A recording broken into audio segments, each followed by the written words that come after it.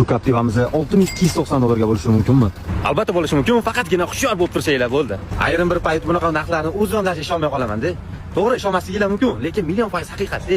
Mashinani holati yaxshi, yomon emas. Yurib turibdi, hozirgi vaqtda ham yurib turibdi. Mana bunaqa dumalab ketgan emas. Kraskasi ham zo'r-da.